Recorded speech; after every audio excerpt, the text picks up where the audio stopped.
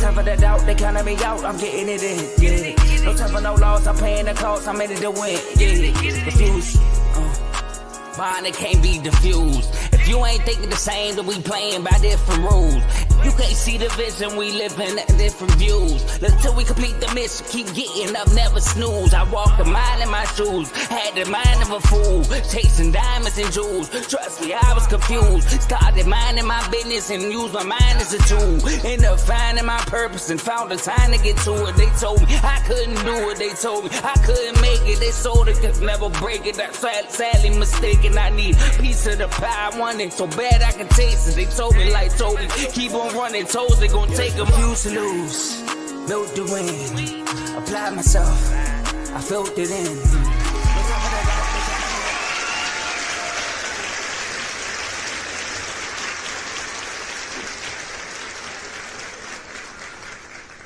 Welcome back, everybody, to another exciting episode of Unfazed with JJ and Ajae. My boy JJ, how you feeling today, man? How you feeling? Feeling good. Ready to talk some sports. Let's get the show started. I'm ready. Feeling the same, man. I'm feeling great, man. You know, my Lakers playing. I think they play in about an hour or so. You know, Luka's gonna be out there playing against his old team tonight, so I'm excited. We got some Eagle stuff to get to as well. You know what I mean? So I'm excited, but I'm ready to get right into it, man. Joe, there's been a lot of talk about the Tush push, bro. Here we go again, right? Here we go again. Philadelphia Eagles fresh off of a Super Bowl championship. And we're not talking about that. We're not talking about free agency a ton. We're not talking about the draft. We're not talking about none of that. We're talking about the Tush push. Apparently, it was an unnamed team put in a request to ban the Tush push, right? Then that unnamed team ended up being the Green Bay Packers. I don't know if they wanted that to leak, but it ended up leaking that it was them. You know, we've heard the head coach for the Falcons come out and say, I thought it should be banned 3 years ago. Joe, man, at this point, now we've seen it for about 3 years now, back to back. How do you feel about the Tush push? Should it be banned from the NFL? All right, I do want to read what he said, though. All right. Okay. This is the Packers president, Mark Murphy. He said, I am not a fan of this play. There is no skill involved, and it's almost an automatic first down on plays of a yard or less. The series of plays with the Commanders game series of play with the Commanders jumping off sides in the NFC Championship game to try to stop the play was ridiculous. The referee even threatened to give the Eagles an automatic touchdown if the Commanders did not stop it. I would like to see the league prohibit pushing or aiding the runner QB on this play. Okay, all right. So, do I think they should ban it? I mean, I ain't gonna lie, I'm all for it. I'm all for the ban.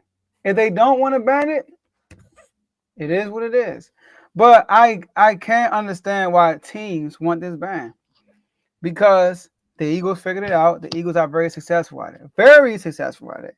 I mean, Nick Sirianni said it himself. I mean, it's 3 down territory. I mean, it's basically 4 down territory. Like, we just look to get too close to the first down. On third down, it's money from there. So they really got an extra down in their head because they know that they got the touch push. See, the rule to push your play, you know how you hand the ball to the running back and they'll get pushed into the end zone? That rule got changed in 2006 when you can do that legally. Because at first that was illegal. Now you can do it legally. And what the Eagles have done was, how about we do that pre-snap though? How about we get 2 or 3 guys behind that quarterback and just push them in the end zone? How are they going to stop it? They can't practice it. You can't simulate this play at all, although Nick Sirianni said they found ways to practice it. But you can't practice it. So how can you stop it? The Eagles got the big guys up front. They got Jalen Hurts who squats 600 pounds. You got Dallas Goedert, Saquon Barkley, or even A.J. Brown pushing you in. 3 strong dudes, all right? So I get why they want to ban it, though. Because, I mean, once upon a time, Will Chamberlain used to goaltend all the time. It was part of the rules. It's a block shot. But it was hard to score on that. So they was like, you got to do something about this. And what they do? They added goaltending to it. So I see the tush push as a loophole because although it's a quarterback sneak, But at the end of the day, it is multiple guys pushing your guy across the line. I think that's where the rule's gonna be. All right, we get why we want to ban it because they throwing in injury. And then Andy Reid, he said this. This is the last thing I'm saying. I'm turning to you. He said because they talk about Sean McDermott, who mentioned like he expressed injuries when he runs it himself, right? Mm-hmm. But to be honest with you, I think him coming out, it makes it worse for the Eagles because it's somebody who's actually using it, who's also calling the bandit. And y'all not a threat to them. They're in the AOC. So this is what Andy Reid said. Now, obviously, he just lost to y'all. So he probably like, you got to get rid of this play. Right, but look, right. He agreed with Sean McDermott. He said, that's how I feel as far as the injuries. But these committees take care of all this injury stuff. Then he said, you hear Jason Kelce coming out. He said it when he was playing. He said it when he was retired. And I got a lot of trust in that kid. He's tougher than the shoe leather. You know he old about saying that. Right. He's out there going, this is Jason Kelce. This is a great play, but it kills me. As a center, I was getting destroyed. That in itself is an alarm that you got to look at. Andy Reid pushed the button right there. He said, even your guy that actually started it for real is complaining about it. So I think I told you, AJ, I think they're gonna ban the tush, but I think we had this conversation. I think they're gonna ban the tush push because too many people are starting to complain about it, and it's not, it's aiding the player. But do you think they should? I mean, look, if the Eagles win in my division and I ain't had to deal with the fans, I'd be like, nah, you ain't gotta do it. But ban it, get it out of here. Talking about, you see the W talking about it? Like, talking about, come on now. Oh, man. But I get both sides, though. Joe, I'm not going to lie to you, bro. I hope they ban it. I hope they banned it. And the reason why I say I hope they banned it is because as an Eagles fan, I'm tired of hearing about it. I'm tired of hearing about it, bro. And my biggest thing about it, bro, is, one thing I noticed. When we was running it in 2022, granted, we didn't run it as much, but we really started to run it in 2022, right? There was a lot of talk about it. I noticed in 2023, when we went on that downward spiral, wasn't much talk about the tush push no more. That offseason, it was crickets. Nobody talked about the tush push. We're going to leave it in the game. This year we come back. We're dominant again. Second half of the season, post-bye, make the playoffs. Go on our run, win the Super Bowl, and here it comes again. Shit, we got to ban the tush push. We got to do something about it. And it's like, my question to the Green Bay Packers or to the Atlanta Falcons or to any other team that has an issue with this is simple. Do y'all think this is going to help close the gap between the Eagles and y'all? Because it's not. It's not. Like, my gripe is this, Joe. How are we getting to 4th and 1?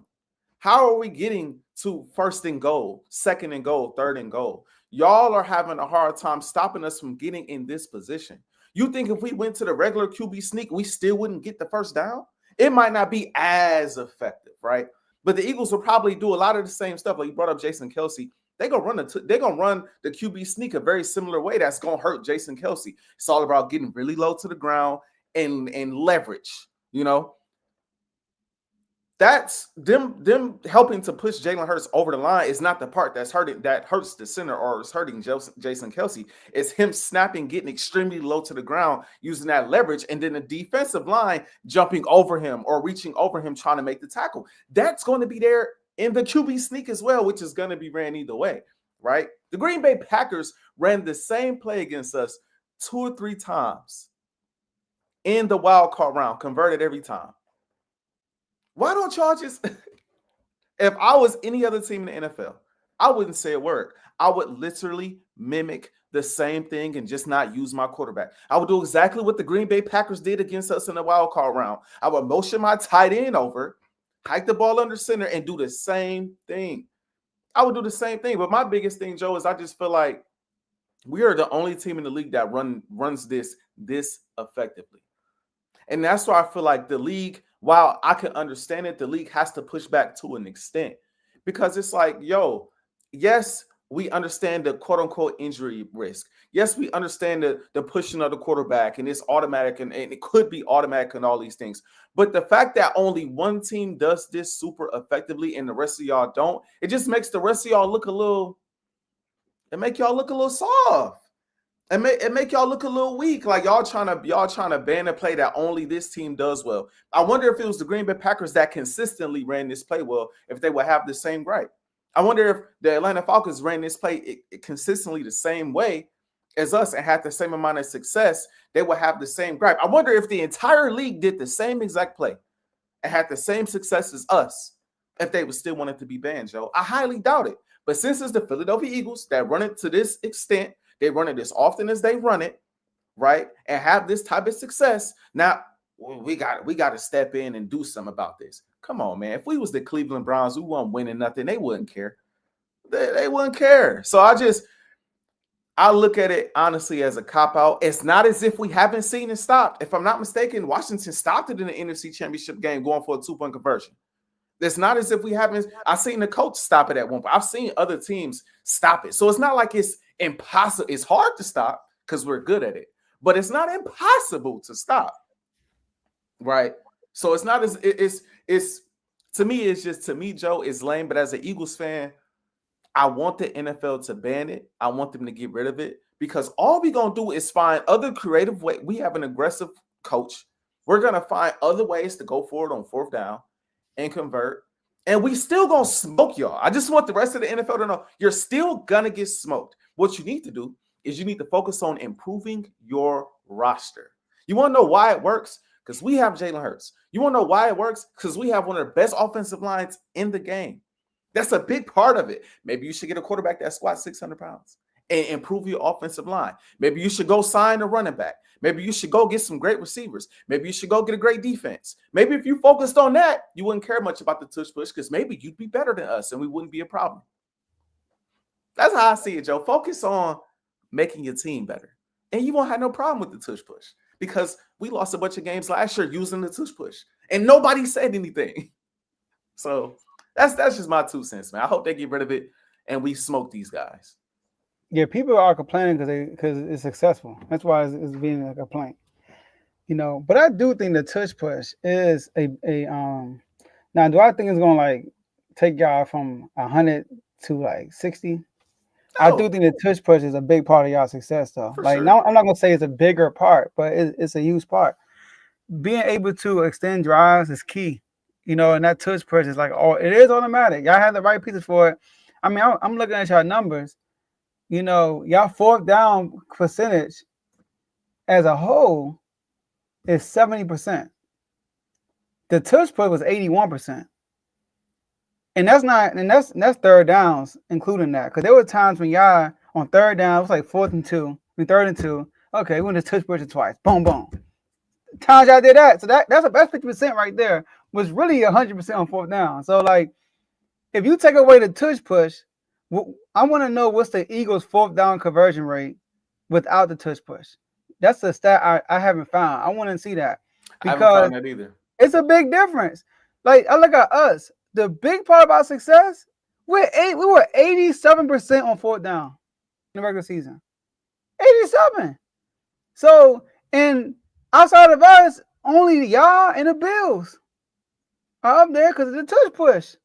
And you got the Chiefs, because they got Mahomes. We got JD 5. But that's I had to throw him in there, I know, all right. I knew it was coming.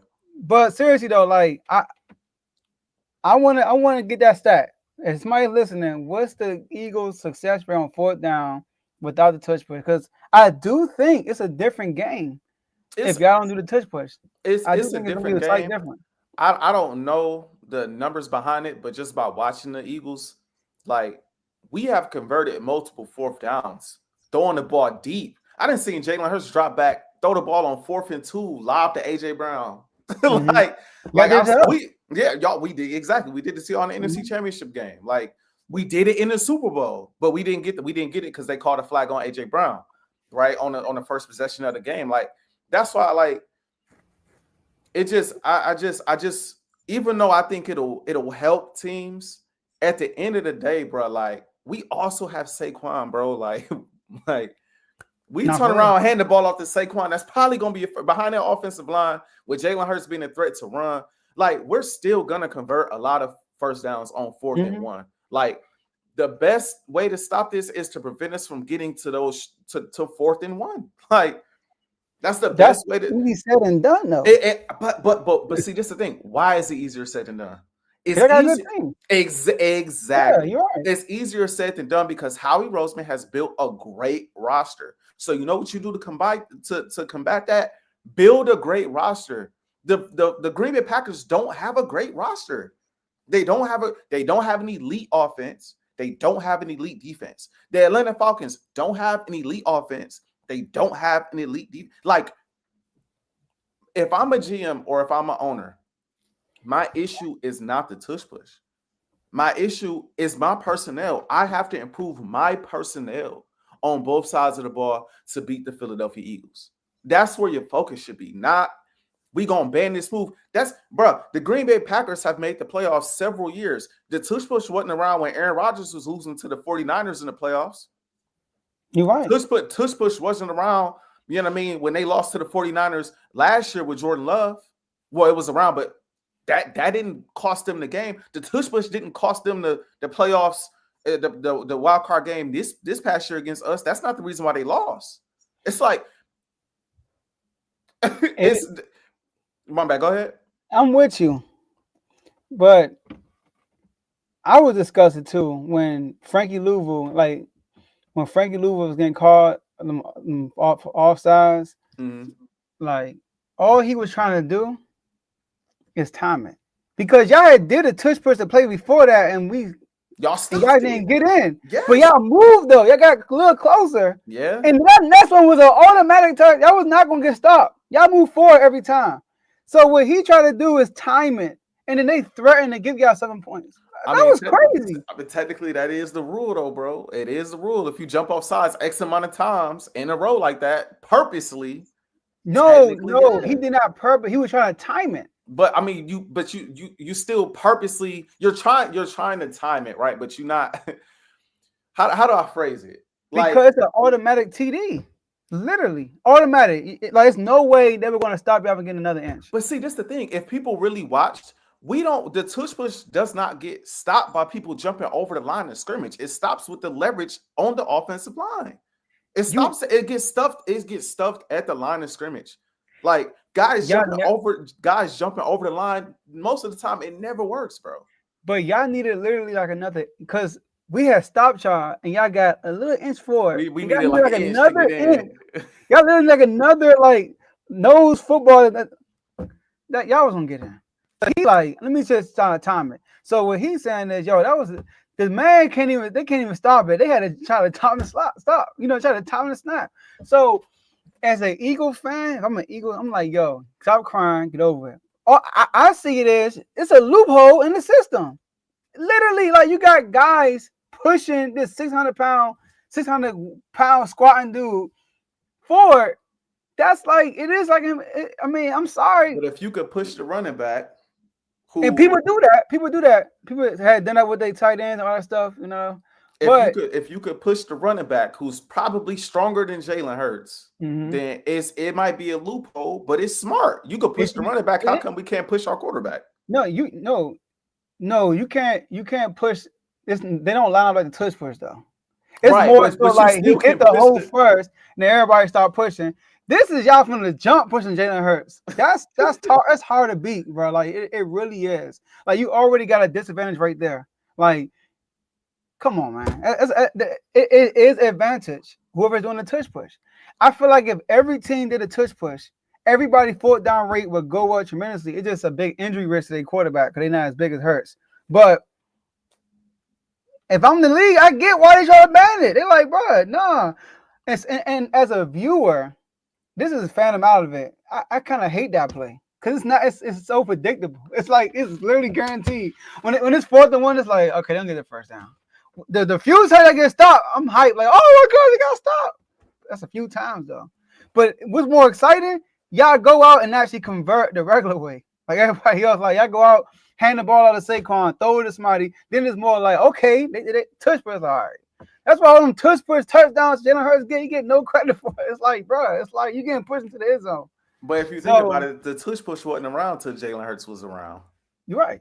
So I mean, and all this shade, and we throw so much shade at my guy. Just think about everything he's accomplished. If this gets banned, just like you said about Will, like they banned the goaltending because of Will, they gonna ban the tush push because of Jalen Hurts. Like, dang, like that's greatness. That's greatness. Now, what I will say this though, if they ban that tush push, and his Russian TD numbers go from like what? How much he getting nowadays? If it goes from what 15 to like 5, I mean, he's still going. Jalen's still gonna get in the end zone, bro. If he Russell touchdown wise, he's still gonna get like before the tush push, he was averaging 10 touchdowns a season. I think in 2021 he had 10 touchdowns. Yeah, you say average. That's one. We're not average, but I'm saying like my bad. Okay, he had like 10 rushing touchdowns the first year he was a starter. Okay, if he go from like 15 tush push touchdowns to like 6 or something for the whole year, they're gonna be like, bro, like. I ain't worried about it. He's still gonna get in the end zone. Where the Eagles still gonna get in the end zone. I ain't too worried about it. And like I said, I hope they ban it. Before we move on, real quick, bruh, nobody told Chris Jones to line up all sideways and put himself in harm's way, bruh. Nobody told him to do that. That's on Chris Jones. When I saw that, I was like, they're gonna ban it. He probably. I saw Chris Jones get hurt in the Super Bowl, bro. He get Chiefs too. And man, get out of here, man. I but anyways. Good comment, Ty. So our next topic, we're gonna stick it here in Philly. The Eagles got another offensive coordinator, and I believe this is Jalen Hurts' 6th offensive coordinator in 6 NFL starts. Right? Am I mistaken? It's like somewhere around in there. It's 6 years. 6 years. That's what it is. Or it might be 5 because he had one for 2 years back to back. So it might be 5. Well. He had Doug Peterson, and then he had Nick Sirianni when he was first starting. Yes, but then Steichen took over. Yeah, but we're gonna say then the next year Steichen was a starting coordinator. Then you had Brian Johnson. Yep. You had Kellen Moore, and now you got Kevin Patullo. Yep. All right, new offensive coordinator AJ. What are your thoughts? Will this progress the offense, degress the offense? Will it be the same? Let's talk about your new OC.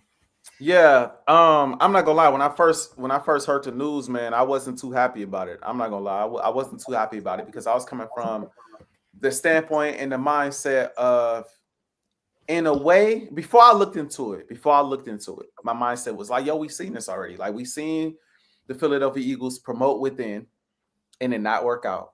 And, Nick Sirianni tried to override Brian Johnson because he didn't trust Brian Johnson. And, we saw how that kind of went downhill. Even the defensive coordinator they brought in, Sean Desai, in 2023, ended up getting demoted mid-season, brought in Matt Patricia. So my first thought was like, we already seen this.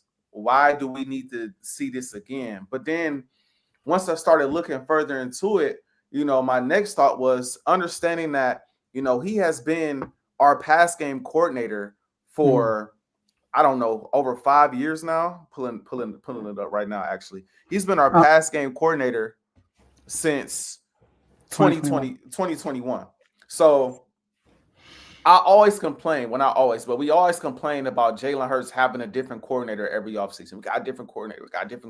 How is he going to figure it out? Well, in this move, promoting within with a guy who's been with the team for as long as he's been with the team, he's already been a pass game coordinator since Jalen Hurts was a rookie in the NFL with the Philadelphia Eagles. You kind of get some of that familiarity there. You kind of retain that. He has a good rapport with Jalen. He has a good rapport with AJ.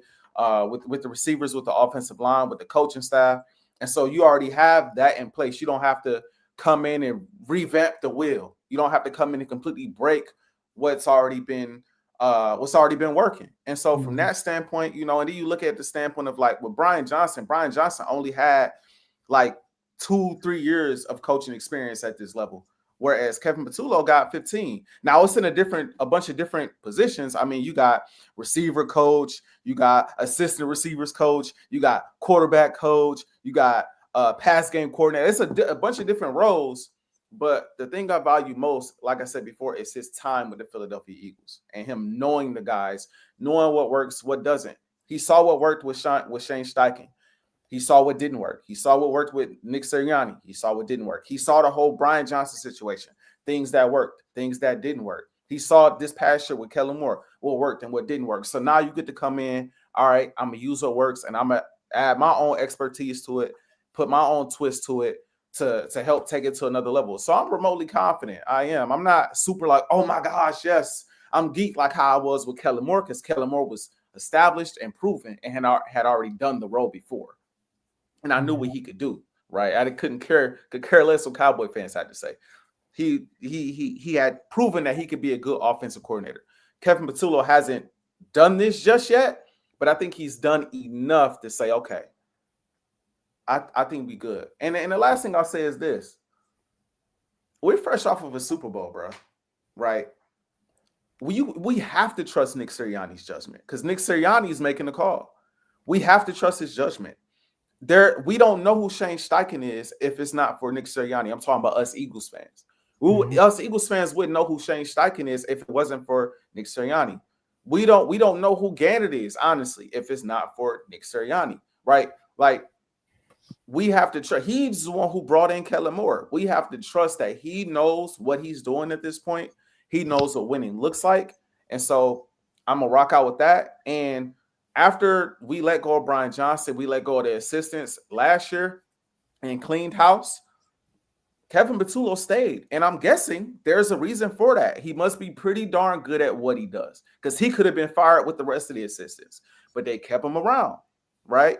Just like they kept our offensive, I'm blanking on his name right now, but our offensive line coach around at that time too because he was a staple for the offensive line. Kevin Patullo has been a staple for the pass game. So I'm confident he'll be okay. I think this is hard to mess up too, bro, when you look at the team, like, you know, and I think it also helps that we still have Vic Fangio on defense. Like, a big part of the reason why we fell apart in 2023 is because of the defense as well. The defense was so bad. Like, in 2023, we were still putting up points. Like, we still was scoring. It might have been sloppy and ugly. It might not have been pretty, but we were still scoring. The biggest issue was the defense. Now that our defense is established, we got to re-sign some guys, maybe bring some guys in. Myles Garrett, try to come to Philly. Say that for another time. But might be bringing some guys in, retaining some guys, and we got a staple at the defensive coordinator position. I think that gives the offense time to figure things out with a technically different offensive coordinator heading into the season. So I'm not mad at it, bro. I'm not mad at it. Of course, initially I wanted somebody a bit more established because that's what just worked last year or this past year. But at the same time, I'm going to trust Nick. You know, a lot of players co-signed. So I'm going to trust their judgment over mine is what I'll say. That's Nick's boy. You know, Nick Sirianni was with Frank Wright. He went with Frank Wright. He was with Frank Wright in Indianapolis. Mm-hmm. And then he was there also with Nick Wright in Indianapolis, Kevin Patullo. So when Nick came to Philly, Nick brought Kevin with him to Philly. So he's been with Philly since then. So that's his boy. And that's one of the reasons why he probably didn't get fired either. He's been with him from the jump, but he got to be good at what he does. Do I think it's going to be different? I don't, because it's somebody that's with him who's been around Jalen Hurts his whole career, basically, since Nick's already been in. And after what I saw with Kellen Moore, they got a formula now. Mm-hmm. Kellen Moore came in there with his own philosophy. Kellen Moore came in there as a pass-heavy type player, type offensive coordinator. Although he had Zeke Elliott, who was one of the top running backs when Kellen Moore took over, he still went the passing route and threw the ball a million times, right? He goes to Philly, and that kind of was the case early on. Y'all wasn't using Saquon as much, but then some flip at that bye week, and y'all has changed the whole formula. So I do think this new coordinator will come in and adapt that same formula, unless Nick Sirianni steps in, which I don't think he will. And that's Yeah, nigga about to call. Please don't. Please don't. As soon as I saw that comment come through, my heart sank. Don't call plays. That's the scary part because we saw 2 times Nick Sirianni start off the season calling plays, and then he gave it up. It was good. And then Brian Johnson, and then y'all go to the Super Bowl with that guy, right? He leaves. Brian Johnson comes in. Nick Sirianni said, "I'm gonna start calling plays." That's probably why him and Jalen Hurts ain't get along. That's Jalen Hurts guy. Mm-hmm. Mm-hmm. And then, but Kellen Moore, once I saw that, it's like, all right, I don't see no reason why they would mess this up. Like you said, it's hard to mess up with this team. You're gonna be backed by one of the top defenses in the league. Depends on how y'all work out Zach Bond and all that stuff. I got to see what happens. But one of the top defenses in the league, combined with probably the most talented offensive roster in the NFL. Based on what we're looking at it right now. So I do think, keep that same style. Saquon is the number one person. Keep, not saying Hurts can't do it, but the best winning formula for y'all is to keep Hurts under like 30 passing attempts and have more rushing attempts for the running backs and for Hurts in that mix. And yeah, so I don't think it'll be a big difference unless your boy Nick at Night step in. Nick at Night. Yeah, no, I like I said, I completely agree. I really think, bro, the formula for winning in the National Football League is closer to that than people realize. The quarterback throwing the ball anywhere between 25 to 30 times, but being very efficient and effective when throwing the ball, and running the ball another maybe 20 to 25 times. I really think that's probably the way most teams should play. We saw a lot of the best teams in the league try to balance it out a little bit more. We saw the Buffalo Bills balance it out more with running the football. Detroit Lions balance it out with running the football a lot more. So I really think that should be the formula for most teams. I know my dog get a lot of slack for it, but I don't think it's really smart to go out there and throw the ball 38 to 40 times a game. Now, depending on the matchup, you might need to. Like Jaden, I thought at times you were right. I thought the more they dropped back, the better they were, throwing the football. Right. But at the same time, it also helped that you was able to mix in his rushing abilities as well to kind of balance teams out and keep teams honest. So, but yeah, all in all, man, I trust Nick has earned my trust at this point. And I didn't know if he could. After last season.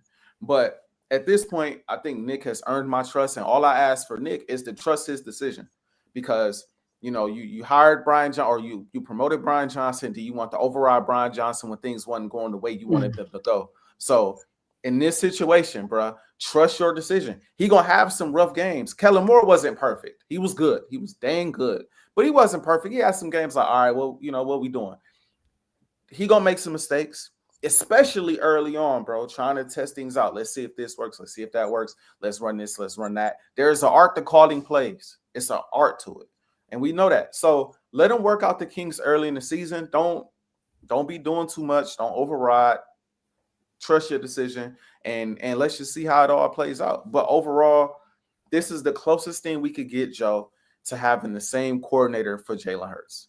It's the closest thing we could get, bro. So we kind of got to take it for what it is. And I hope that if he's successful, he stays with us for at least another year. That's the hope. I know he's been moving around, doing different things as far as on coaching staffs, receiver coach, quarterback coach, pass game coordinator. Every coach's dream is to be a head coach at some point, and I'm sure he wants to be a head coach at some point. But I'm hoping that him being Nick's guy, like you said, I'm hoping that you stick with us a little bit longer than just 1 year. Stick with us the following year as well, or maybe even a year after that, and then go get a coaching job. It's all right, cool. We didn't got 2 more Super Bowls. Go do what you gotta do. You know what I mean? But last thing I quickly want to say, my bad, Joe, and I can't get back to you. As an Eagles fan too, I heard somebody say this before, and I'll kind of echo it. You obviously, it's weird to say this because you don't want to think like this, but as a fan, I'm just talking from a fan's perspective, like how I feel about it, right? After you win the Super Bowl, bruh, it's like that next year, if you have a down year, it don't hurt that much. It's like, all right, like we couldn't repeat. Cool. But we got one. Like this was a window for us. This year was like, yo, let's get it done. This is the perfect opportunity. This upcoming year, obviously, you want to go forward and you want to repeat, right? But if you don't and you have a bit of a down year, say it's a similar season to last year, you win 11 games, right? Or you win 10 games. I don't think that's gonna happen, but You win 10 to 12 games and you lose in a divisional round. I mean, it's not earth-shattering, bro. You know what I mean? For me as a fan, which is another reason why I'm not like, oh my gosh, I hate to hire. Because it's like, if we not as good next year, it'll be all right. We got a young core. We got time to figure this thing out. But if we was coming off of a season where, let's say, we lost to Green Bay in the divisional round, or in the wild card round, or we lost to the Rams, or even lost to y'all in the NFC Championship. Yeah, put us no, bro. Like, no, bring somebody else in with experience. You know, and you also got things too. When you make that type of run and your coaches get taken away, you kind of working with scraps anyway. Like everybody already getting interviewed, everybody done already took a job. True. Like, so when you get done with the Super Bowl, it's like, all right, what's left? We gotta take whatever's out here. So I ain't too mad at it. I ain't too mad about it. That was definitely the case. That was definitely the case. But I don't think he's going nowhere because he's been with Nick Sirianni since 18. And the only way I can see him getting a head coaching job if Jalen Hurts gets to it like a different level, passing wise. And then they'll be like, dang, he unlocked Jalen Hurts. And he would get the nod for that. And he'll get a job. But other than that, if y'all look the same, it's gonna be kind of like it's the team more so. It's him probably. Probably, I agree. So that's good for you to keep him. That's fair. That's fair. Yeah, you know. But I do want to kick this next one out to you though. Okay. All right. This next one. So the people been watching AJ. The Lakers. They getting a lot of buzz from what happened over the weekend. Beat the Nuggets, and then everybody going crazy. Having high hopes. Luka Lakers. What's the ceiling, AJ? Let the people know. Man, did y'all think I only had one flag? Did y'all think I only had one flag? I got a Laker flag too. I got a Laker flag too, Joe. Listen, man. I ain't gonna lie to you, Joe. I'm gonna keep it 100 with you with the purple and gold over my shoulders. I kind of feel like our ceiling is a championship, bro. I'm not gonna lie. I'm not gonna lie, bro. I'm not gonna lie. Now, will it happen? I don't know about all of that. But like ceiling, bro, when I look at how the Lakers been playing lately, bro, they have been playing great basketball as of late, bro. Even defensively, we haven't been as bad. And I think I know that that's the biggest question. Like, what are we going to be defensively, right? But we got guys stepping up on the defensive side of the ball. I even seen Luka jumping past lanes against Denver. I don't know how much that's going to last, but Luka looks like he is upset, and he looked like he hungry, and he's starting to look like himself again. Honestly, like this last game against Denver, he looked like Luka. With Bron taking that secondary role and allowing him to be himself, backdoor cuts, you know, getting to the low block, you know, alleys, you know, leaking out on fast breaks. Like, it looks like those two have a pretty clear understanding of the roles. And then, bro, Austin Reeves is a bucket. I don't care what nobody say. Austin Reeves is a bucket, averaging like 18 to 19 points a game right now, shooting effectively from the three-point line. He gets to the free throw line very easily. So when I look at them as a three-man punch right now between Reeves, Luka, and Bron, I really think offensively, they can compete with anybody. I think they can score with anybody. You can combine Bron's IQ and his playmaking, his decision-making, his scoring ability with Luka, his IQ, his playmaking, his scoring ability, and then you got Austin Reeves, playmaking and scoring ability. I think they can score with anybody. Then you trickle in, you know, different guys like Rui Hachimura coming in, making big-time shots. You know, I just think that they have enough to score with anybody, and you can't sleep on JJ Redick as a coach. He's been dang good this year. Now, I'm not going to make the direct comparison to the previous coach that we had, because now we got Luka, and that changes a lot of the dynamics. So I can't just be like, oh, well, he is 10 times better coach than I'm blanking on the guy's name right now. Darvin Ham. There it is. He's 10 times better than, so you can tell I've tried to forget about Darvin Ham. Bro. But, you know, he's 10 times better than Darvin Ham. I'm not going to say all that because, like I said, you get Luka with LeBron, and that's a whole nother dynamic. But what I will say, bro, is, man, he coaching his butt off right now. I heard an interview after the game where he said, "Man, I was up multiple days trying to make sure we was good against the Nuggets, trying to come up with a defensive game plan for Jokic and things of that nature for a regular season game," which just lets me know that he's in tune with the players. He's also in tune with the fan base. Like, he know the Nuggets been torturing us for years, bro. And he probably like, one of my number one goals is to beat the Nuggets. Like, when we play the Nuggets, I want to beat those guys. Like, I don't want those guys continuing to beat the Lakers on my watch.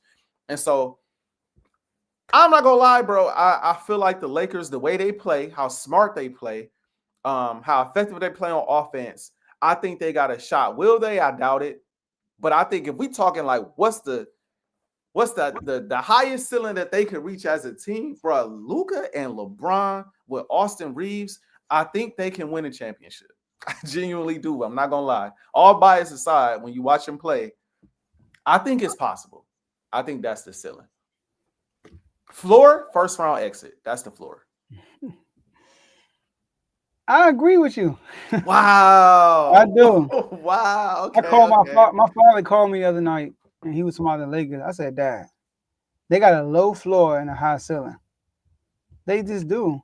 So since LeBron James, right, been a Laker, since he won 2020, boom, got his bubble ring, all that stuff, got his trophy, boom. Since then, LeBron James has played 26 playoff games and only scored 30 or more 4 times in 26 games. And he's 2-2 in those games. He dropped 40 against the Nuggets and still lost. We had 30 in the first half. So he's not the player that's going to carry you anymore. He's 40, what, 1 now? 40? Mm-hmm. He's 40. That's why people say, do LeBron got pressure? No, Luka got pressure, not LeBron. LeBron, whatever he does, is icing on the cake. So, in the playoffs, he's not the age to do a lot.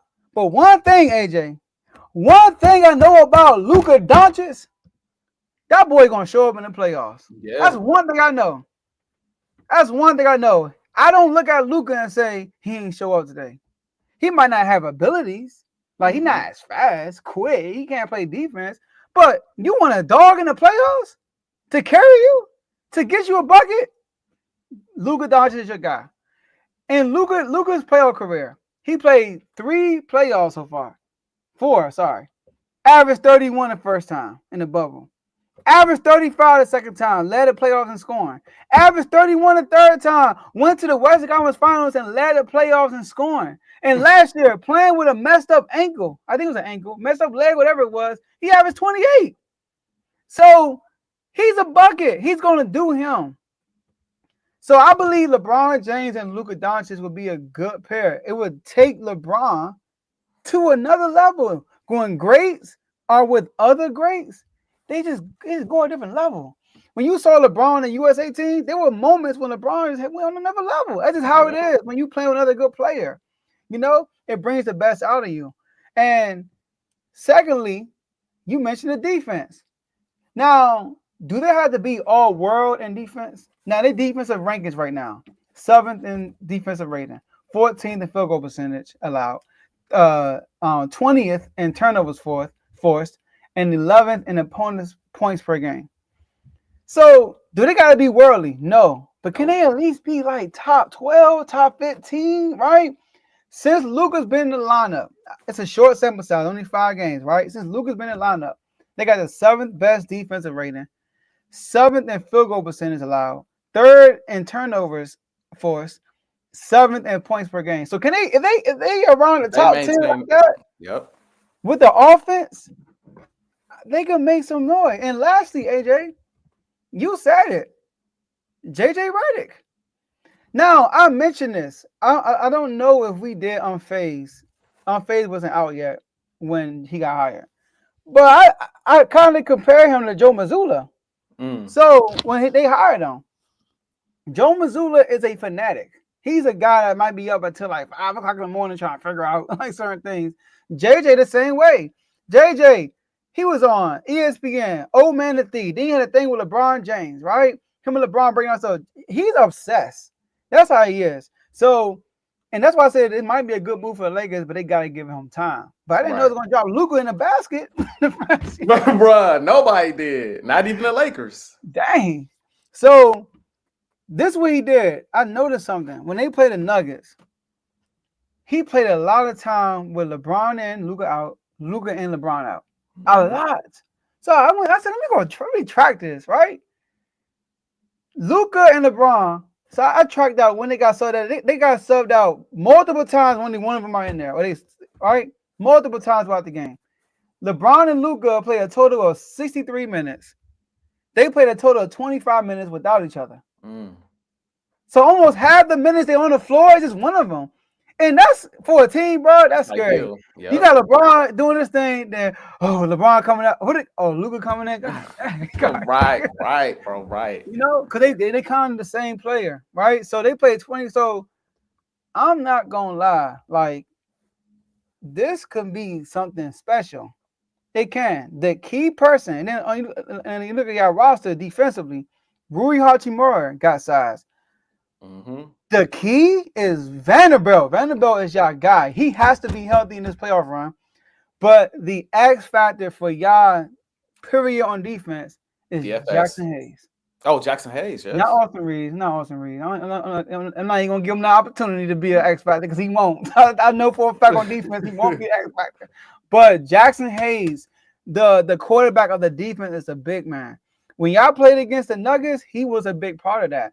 They did a lot of putting Rui or Dorian Finney-Smith on Jokic. Yeah. And kind of Jackson Hayes was playing like AD played a free safety, but the difference was they were doubling Jokic. He wasn't just playing off ball. Like they were doubling Jokic on and off the ball and making tight window throws for him to make. And they just said, Aaron Gordon, you gotta shoot that. Right. Brown, you got to shoot that. Now Murray and MPJ, we're gonna handle that, but y'all gonna have to shoot. My question is, when y'all play Nuggets again, y'all empty your hand. So when y'all play them again, Jokic's going to adjust to that. So I want to see the next time y'all play the Nuggets, see how it looks. But I think the ceiling is the championship. I'm with you. Mike Malone as well. Mike Malone, genius. He gonna make adjustments. No, I didn't say Reeves. I said Dorian Finney-Smith. That's what I said. Not Austin. I think he's an X factor defensively too. Yeah. I think Jackson Hayes like y'all weak man. Right. So we have like we don't have any immaculate defense, but we have guys that can, I believe, defend in stretches. I believe DF Smith can defend. I think LeBron can defend in stretches as well. Like he's older, but like guys ain't just blowing past LeBron like that. You know what I mean? Like I think LeBron can still defend at a decent enough level to the point where he's not a liability out there. The worst defender we probably have out there is probably Luka. Especially with the offensive load being taken off of him, like he's gonna have the energy to play more defense. Exactly. But like you said about, I want to bring this back up. Like you said about the defense, they don't have to be immaculate. They just got to be good enough in stretches. Because offensively, bro, even before Luka got out there, they were scoring. Now with Luka, they really scoring the basketball. We got before Luka got there 128, 122, 122, 120, 132, 131. Now with Luka, you just dropped 110 and actually Luka didn't even play that game. This most recent game, 123. Like if you could get up there to I say like the 120-ish range, 117-ish range on a game-to-game basis in the playoffs when the game slows down, bro. The Lakers gonna be a tough out. And this is something else I'll say. Two things I'll say in regards to Luka. One, the biggest thing we have missed in the playoffs when you watch the Lakers, it hasn't been defense. It hasn't necessarily been offense. It's been the ability to close. It has been the ability to close. Fourth quarter come around, and Denver really been our kryptonite over the last 3 years. Nobody else has really touched us like that, but the Denver Nuggets. When we see them, it's like, bro, and Phoenix, and Phoenix. They have, but even in the Phoenix series, AD got hurt. You know what I mean? So lately it's been Denver, bro. And like the most recent series we played against those guys, we was winning 95% of the series, but then in the fourth quarter, the 5%, they would take off. Jamal going off, Jokic going off, and Michael Porter Jr. hitting shots from the outside, and that was the game. We literally could not close games to save our lives. Luka's one of the best closers in the game, especially in the playoffs. Luka, You know firsthand. bro, I know firsthand. Luka's one of the best closers in the game, especially in the playoffs. And this is something else I want to say. And this is no shot at LeBron, but watching the Nuggets game, something that came to mind that didn't come to my mind before that I am really happy about as a Laker fan. Joe, forget the defense for a second. I'm just talking about offensive mindset. Offensive, I'm about to go score. Just the best player we done had since Kobe Bryant, bro. I have that feeling again. I have that feeling again of like, dog will go out here and shoot 30, 40 times if you need to win it. And that's a feeling I missed so much because as much as I love LeBron at times his kryptonite is playing the right way. That's his kryptonite at times. Like sometimes, Bron, we just need you to just take over. Forget passing right now. We need you to go score. Forget trying to get AD involved. No, we need you to go out here and get a bucket. With Kobe, I wasn't accustomed to that because Kobe, I'm scoring. Like I give y'all a few opportunities to start the game. If y'all out here not making shots, guess what? Get a ball to me. I'm shooting the next at least 5 to 6 shots. Now I might miss them, but at least I'm gonna shoot them. And as a fan, you can go down like that. You can as long as you know you went down with your star player swinging, it's easier to stomach a loss. Whereas LeBron, sometimes you go down and it's like, man, I feel like we ain't even really empty the we ain't really empty the clip like that. You know what I mean? Like that's how I was feeling with something. Yeah, man, that's how I was feeling at times. And again, there's no shot at LeBron. We know he, older with the Lakers, but that's how I would feel at times. With Luka, man, I can sit back and be like, man, if we down 2-0 in the series, I know Luka going for 40 tonight. It's no question. What is everybody else going to bring? I know Luka is going to be there. And LeBron now being the second option that we can rely on. He's not like AD, where sometimes LeBron was the number one option in the postseason at least. And it would be like, all right, AD, what you going to give us tonight? No, now it's Luka's the number one guy. And I could count on Bron as a second option, bro. You can. Like, I could count on that. So, as a Laker fan, man, I feel great. Joe, I was telling my wife the other day, I said, we might have to go to another parade. Oh, my God. We had to make it happen again. You know what I mean? Of course, joking. I'm not going to no Laker parade. But, man, I ain't doing that. But that would be crazy for an Unfazed start. Dang. Oh, my gosh. Yeah, but that would be wild. But, yeah, I'm feeling great. I do have a question for you, though. Last question before we move on. So, if the Lakers win, Luka goes crazy. Luka have a great playoff run. LeBron has a good one, too. Luka wins Finals MVP. LeBron's fifth title. Don't you think that would actually hurt LeBron to GOAT debate?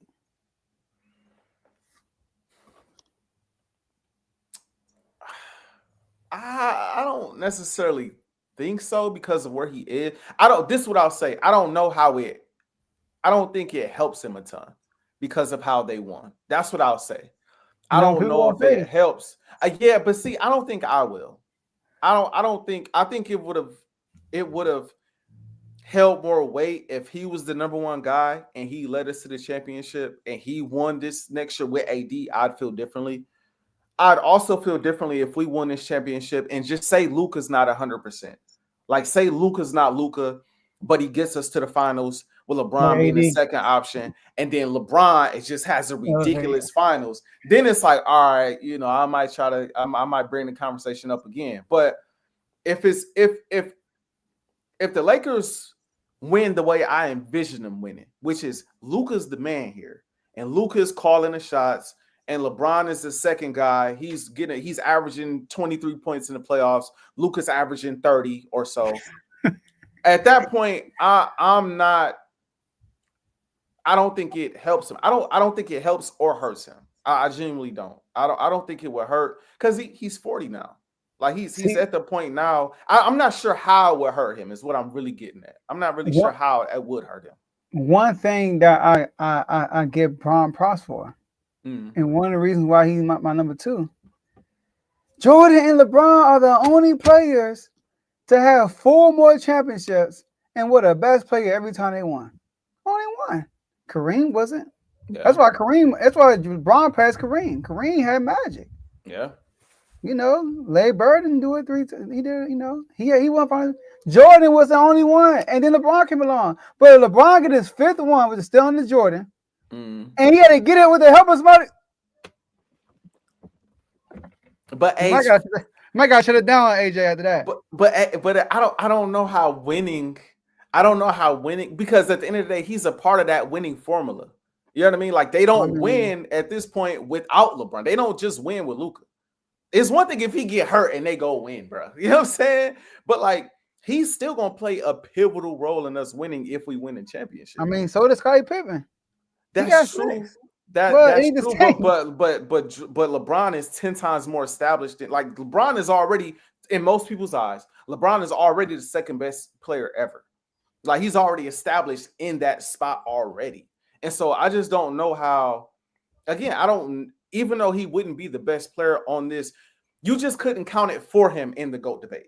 That's what I'm saying. You can't be like, he won the last one. Only thing you can flip it and say is, I mean, you know, he's a guy that was able to, which is probably something I would do. I'm not gonna lie. I'm just gonna empty the clip now just in case we win. He is a guy that was able to win multiple different ways. Like, he could win as number 1, or he could come and, you know, put his pride aside and win as number 2. Like, no guy couldn't do that. He had to retire. Bro, like, you know what I'm saying? Like, because at the end of the day, people still gonna be like, I mean, he facilitated and winning the championship at age 40. But I don't think I could be like this unless, again, it changes if he's the guy in the final, especially if they see the Celtics. If he's the guy in a Laker jersey going up against the Celtics that just won a championship and they on the cusp of a three-peat or a repeat, and LeBron is the driving for, Luka's having a bad series defensively, he getting in foul trouble, he's just not himself, and Bron is dominating, then it's like, that ain't gonna happen. We know that. and see, that's why I say I don't think we win that. I don't think we win that way. So I don't think it's gonna help or hurt. I think the, like, super LeBron stands are gonna be like, yeah, da, da, da, da. But me personally, I'm more so like, I don't think I'm just gonna add that. Like, we gonna be able to say he a 5-time champion, but in real debates with real analysts like yourself, you bring that up. It's like, but how did he win? That he didn't win that one as the main guy. He had to help with somebody who was the driving force. So I told Tomo, the longer LeBron plays and he don't win, the worse his GOAT debate chances are happening, because the more years he played, think about it. He about to play 25 years, and in 25 years, you only won him 4 times. That's not GOATish, bro. It's not. And then Jordan only played 15. That's including the Wizards years. Played 15 and won 6. And he got more MVPs. The individual people. Oh, it's a team sport. Okay. It's 2 MVP then. Jordan got that. I still think when you look at the overall resume, bro, it's right there. And we ain't gonna dive into it again, bro. We gonna dive into it and go to bed again. But when you look at the resume and everything he's done throughout his career leading up to this point, like you said, I saw you on Unfazed. Well, I saw a reel of you on Unfazed. Like, everything at this point, but it was within the context of who has the most pressure on them. It's icing on the cake.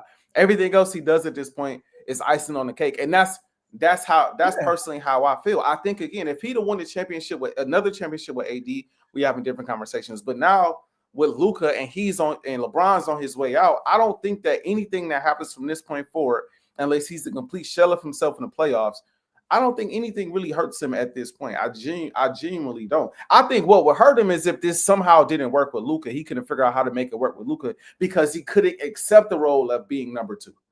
I think that, as a Laker fan, would he won a championship, bro. Yeah. So I think if anything that would, but I think to me, Bron already established the GOAT to me.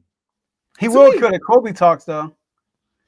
Kobe, my favorite player, but when we talk about the greatest careers, he will, like, people that still got Kobe. Oh, he got 5. 5 is better than 4.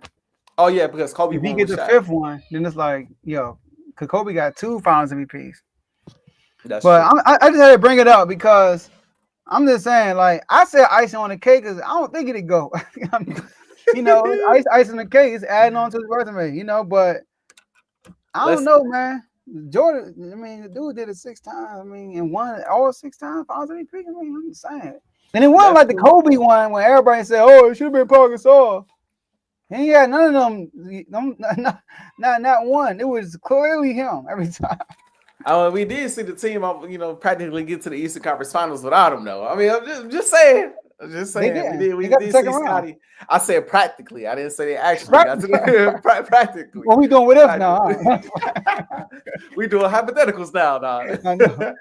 All right. But no, Joe. Last topic of the day. Speaking of, because I brought up the Celtics for a hot moment, but speaking of greatness and legacy, we all know the Boston Celtics. I'm losing track of how many. You think they got 19 championships, 20 championships at this point, 18, somewhere around in there. Banner 18. Banner 18. They're going for I Banner think that was the 18 slogan. for last year. It might have been the slogan, and then now it might be 19. Okay. I think we're trying to raise Banner 18. Got you, Teddy. I know you here in the comment section, so correct us if we wrong. But this Boston Celtics right now are still playing at a very high level, right? 18. Okay. The Boston Celtics are still playing at a very high level, man. They look like they could be on the cusp of going right back to the finals and repeating. So we're looking at the Eastern Conference. Forget the West, because we know we just talked about the West. There are some teams out there in the West that could potentially give them a run. But when we look at the East, Joe, what team in the Eastern Conference do you believe could give them the best challenge of not making the NBA Finals? The Cavs. Yep. And at first, I wasn't a big believer of the Cavs. I kept telling myself, nah, I got to see it to believe in. Then I sat there and thought about this. Shout out to my brother, Jamal. I actually called him and told him about this. Oh, never mind. LeBron James just passed Ray Allen for most games with a three-pointer. So he's still adding to that legacy, man. You add to that legacy. Icing on the cake. But, right. So when I thought about the Cavaliers, I'm like, I gotta see them to believe it. Then let me rewind my memory. Okay, Donovan Mitchell gets there. They play the New York Knicks in the first round, and they get smashed. They get manhandled. I mean, they did a good job on Jalen Brunson. Donovan Mitchell was horrible, but sorry. If I back it up another year, sorry. Before Spider came, they were the fourth seed in the East. Jared Allen gets hurt. They fall in the play-in, lose to the Nets. Cool. They bring over Donovan Mitchell. We like, dang, Darius Garland to make a leap. Then Mitchell comes. Okay. So now they gotta figure it out.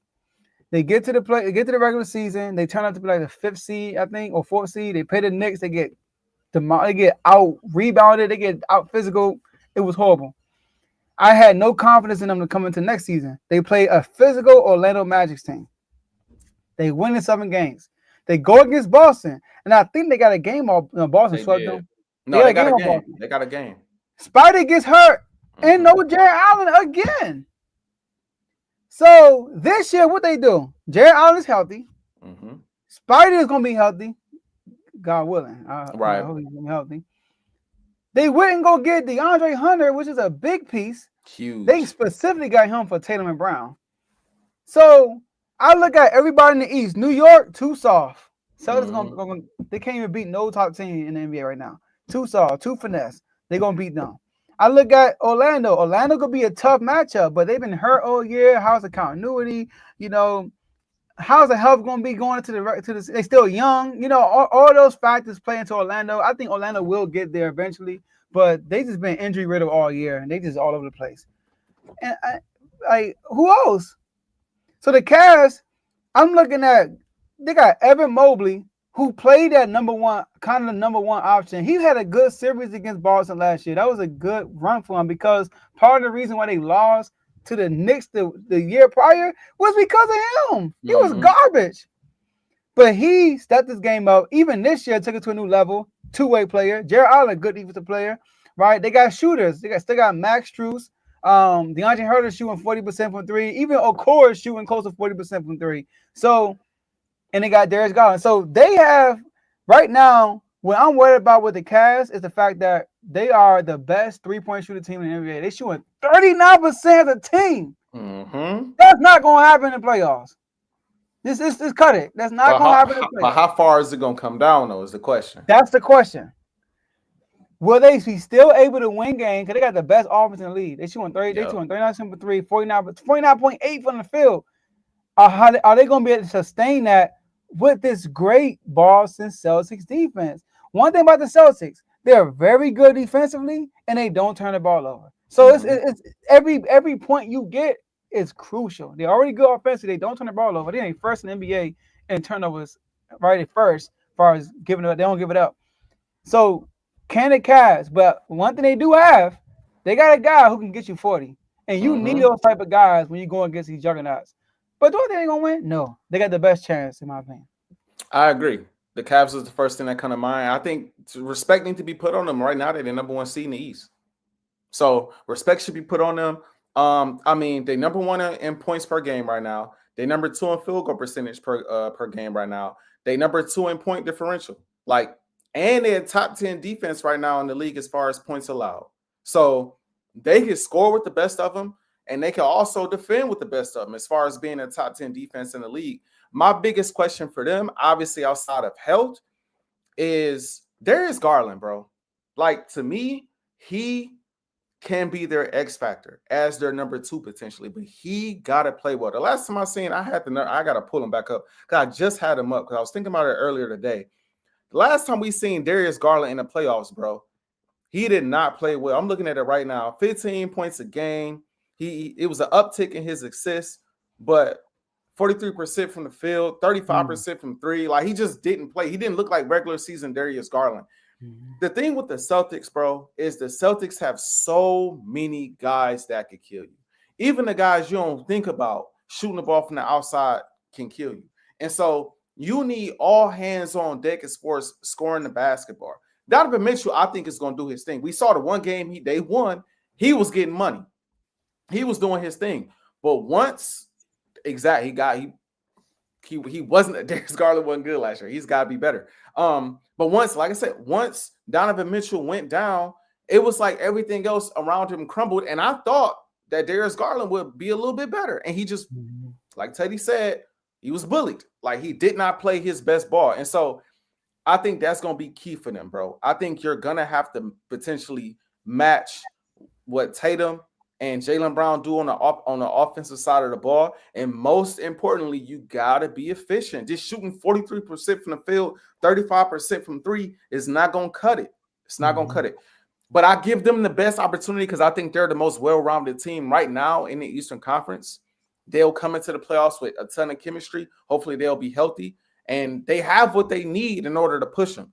I'm also not, and I know that this was my preseason pick, and I know I've been like, but I'm still not completely sleep on Milwaukee sitting in that 4th seed. I'm just not, because of the tandem of Dame and Giannis. I'm not sleep, bro. I still view Giannis, and I know a lot of people don't agree with me at this point, but when healthy, I still feel like Giannis has the upside of the best player in the league, bro. Yeah, I really feel that way.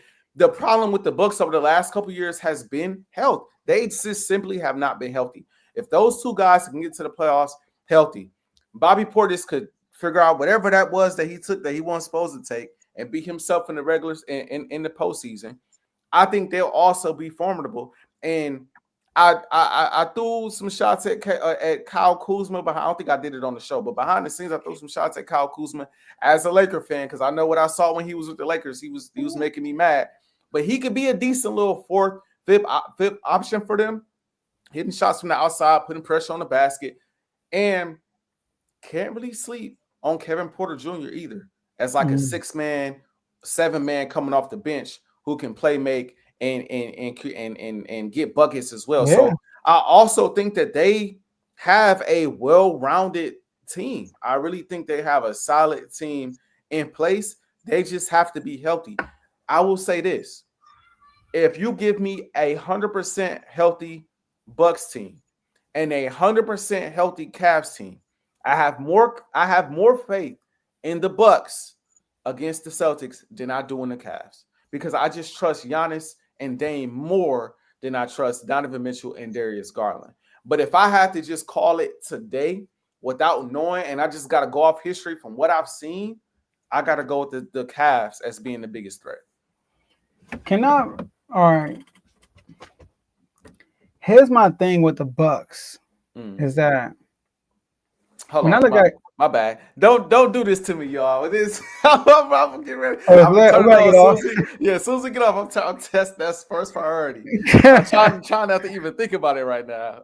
But You my know, bad. Go ahead. Kyrie probably going on too. Oh yeah, My thing I with wonder if AD Giannis, playing tonight. he not. Okay. My thing with Giannis is this, AJ. When I Mm. look at his playoff resume, it's like, when I look at his playoffs, right?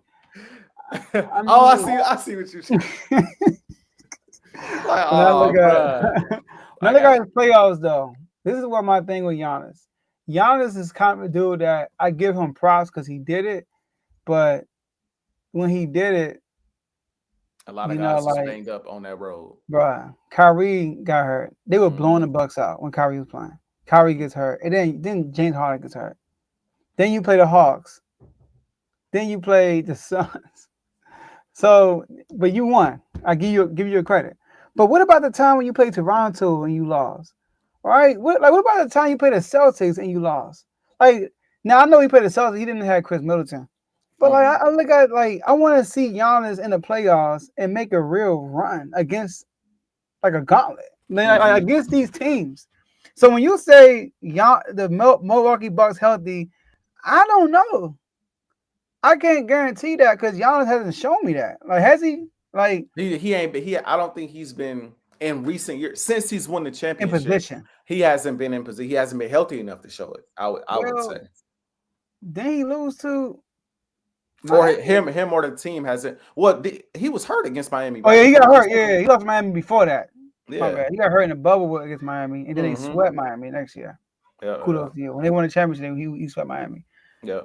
But he did get hurt against Miami. He actually came back, and they lost in Milwaukee. And was it the last game of the He lost the series game. or? I think he had the last two games, and he had a triple double that game. But Yeah. Butler was better down the stretch. Because Giannis' issue is he got Dame now. Right. He's just not a closer. But now they got Dame. Now they got Dame. So, but I'm gonna stick with this Cavs though. But I'll tell you right now, the Cavs have a better chance of beating the Celtics than Milwaukee does. I'm confident in that. I don't know, bro. Like I said, I have to see. I gotta at least see one season of Giannis, at least Giannis and Dame, the duel of them being healthy for a playoff run, for me to be like, all right, give me the Cavs. Dame like, too. Right. That's what I'm saying. The duel of them being healthy together for a playoff run. I gotta see them getting knocked off healthy for me to be like, all right. I'm with you. You know what I mean? I want to see Dame. Bad. Because Dame, I have my issues with Dame too. My issue is Dame is not number one. He got to be number two. Now he's gonna be number two.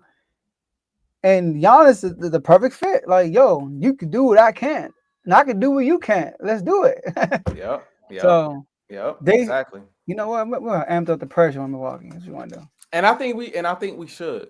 Yeah. And I think like Dame is, and I said this last season, bro. Dame is a player in this league that has over the years put a lot of pressure on himself when it comes to, all-star nods and all NBA nods and things of that nature, saying he belongs on this level and y'all sleep on me as a player and all of that. Mm-hmm. You played with the Blazers. The highest ceiling you reached was the Western Conference Finals, and they got swept out of that series. Now you in it, or did they win? They might have won one. I can't remember. They got swept, and they were up every game. Yes. That's when they had KD too, right? The Warriors. KD got hurt. Yeah. Oh yes. And Steph averaged like 35 that series. I remember Steph went nuclear in that series. Yes. So like now you got Giannis. You're not in the West no more.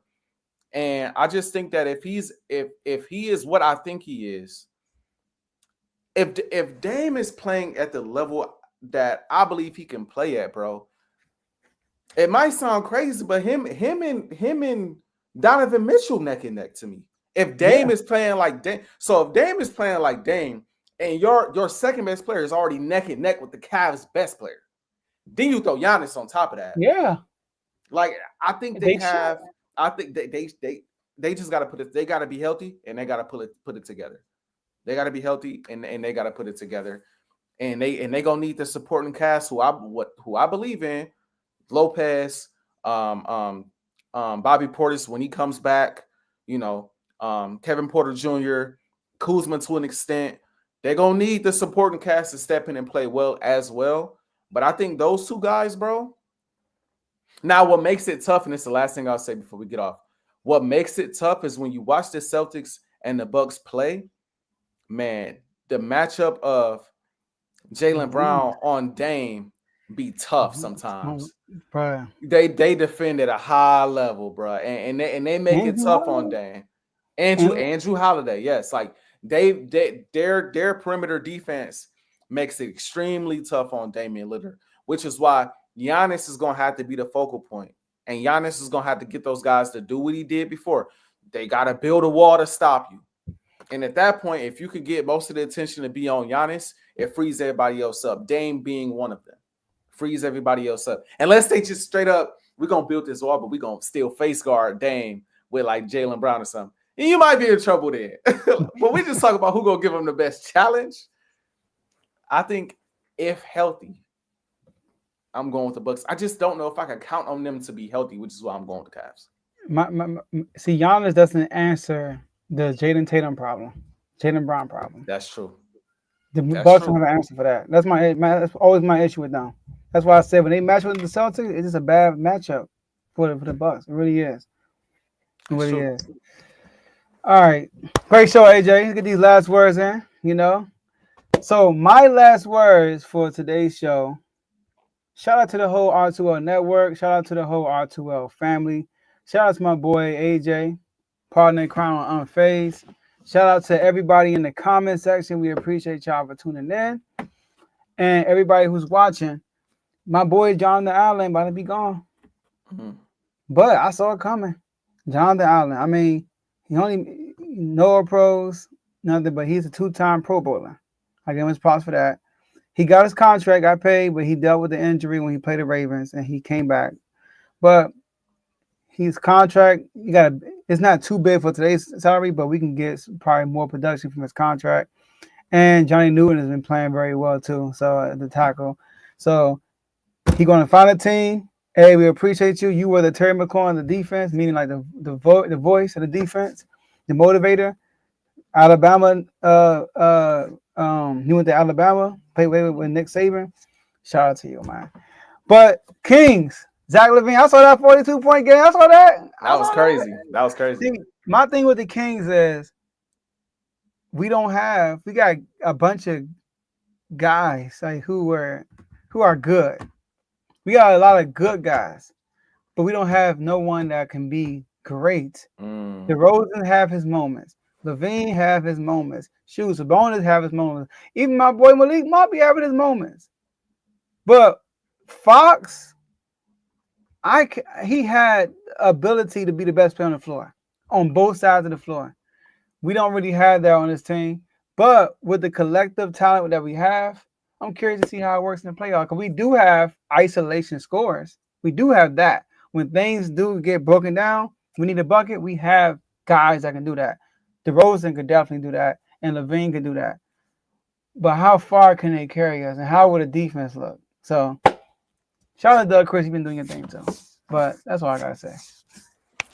My last words, of course, shout out to my partner in crime, JJ Joe Jordan. I'm going to say Joe Jordan. Joe Jordan. I appreciate you as always. Appreciate the R2L family. Everybody watching from my channel, timeout or full timeout. Definitely appreciate y'all for tuning in to today's episode. Howie Roseman. Well, first I want to respond to the Jonathan Allen stuff. I think y'all gonna be fine, bro.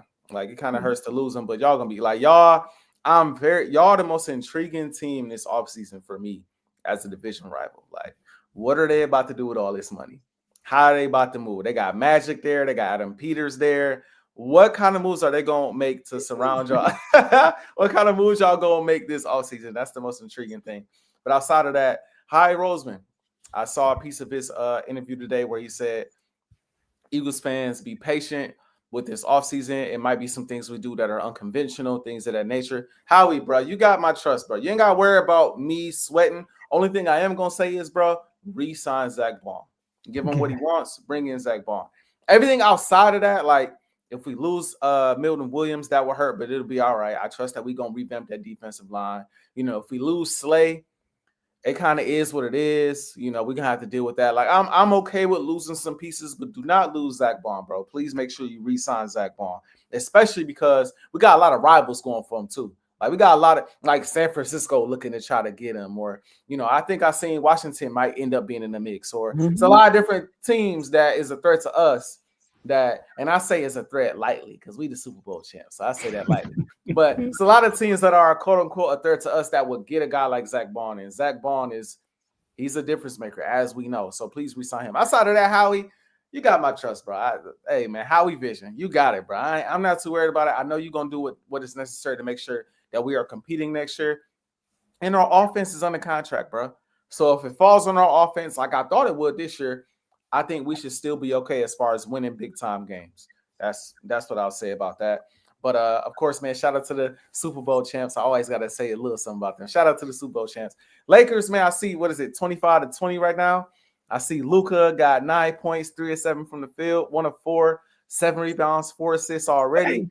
Like, hey, man. Lakers, like I said earlier, man.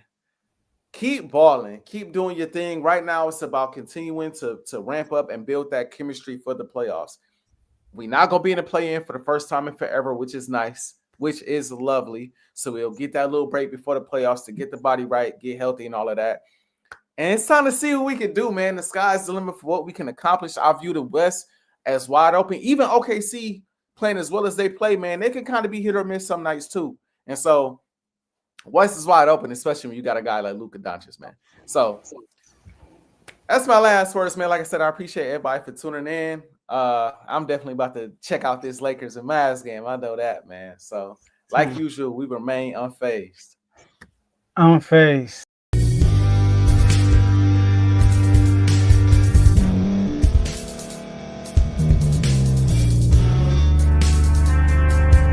Thank you for staying to the end. If you're watching this on YouTube, please like this video, subscribe, and also hit that notification button so you can be notified next time we put out a video.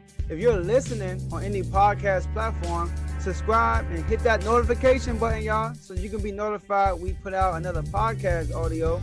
And last but not least, hit that share button. No matter what you're listening to or watching it, hit that share button and send it to somebody that you know that would love to watch this episode you just listened to. So once again, thank you for staying to the end, and we'll see y'all in the next episode.